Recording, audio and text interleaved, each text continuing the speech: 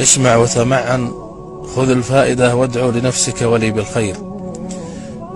زار النبي صلى الله عليه وسلم رجلا من المسلمين قد مرض مرضا شديدا، فسأله: هل كنت تدعو الله بشيء؟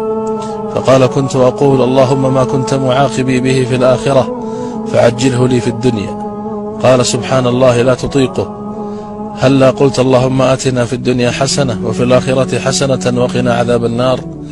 وقيل أن يوسف عليه السلام لما طال عليه الوقت في السجن قال: رب جعلتني في السجن طويلا.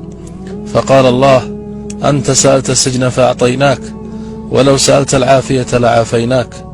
وقد ورد في القرآن على لسان يوسف عليه السلام: قال: رب السجن أحب إلي مما يدعونني إليه. تذكر كم مرة قلت جملة مشابهة.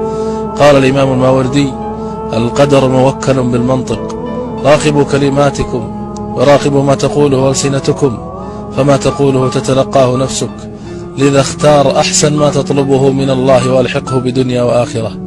في حكاية يرويها الشيخ علي الطنطاوي يقول الشيخ: كنت قاضيا في الشام، وحدث أن كنا مجموعة نمضي المساء عند أحد الأصدقاء، فشعرت بضيق نفس واختناق شديد، فاستأذنت أصدقائي للرحيل، فأصروا أن أتم السهرة معهم، ولكنني لم أستطع، وقلت لهم: أريد أن أتمشى لأستنشق هواء نقيا.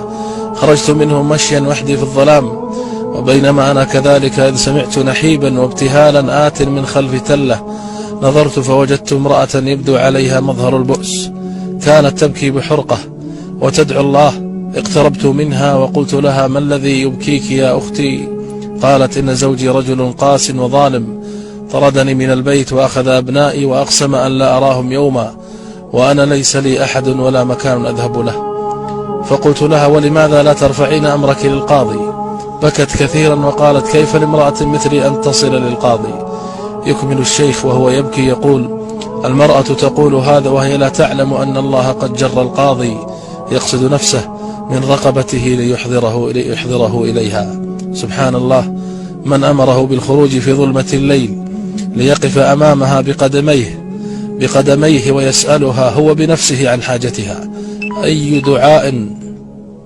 أي دعاء دعته تلك المرأة المسكينة ليستجاب لها بهذه السرعة وبهذه الطريقة. فيا من تشعر بالبؤس وتظن أن الدنيا قد أظلمت، فقط ارفع يديك للسماء ولا تقل كيف ستحل، أفتضيق بعد هذا؟ بل تضرع لمن يسمع دبيب النملة. كونوا على يقين أن هناك شيئا ينتظركم بعد الصبر. إن الله لا يبتليك بشيء إلا وبه خير لك، حتى وإن ظننت العكس، فارح قلبك. لولا البلاء لكان يوسف مدللا في حضن أبيه، ولكنه مع البلاء صار عزيز مصر. أفيضيق صدرك بعد هذا؟ كونوا على يقين أن هناك شيئا ينتظركم بعد الصبر ليبهركم فينسيكم مرارة الألم. يا رب، من فتح رسالتي هذه وسمعها افتح عليه بركات رزق السماء، رزقا من السماء والأرض، ومن نشرها بين العباد فأدخله جنتك بغير حساب ولا سابقة ولا عذاب، وفرج يا رب همومه.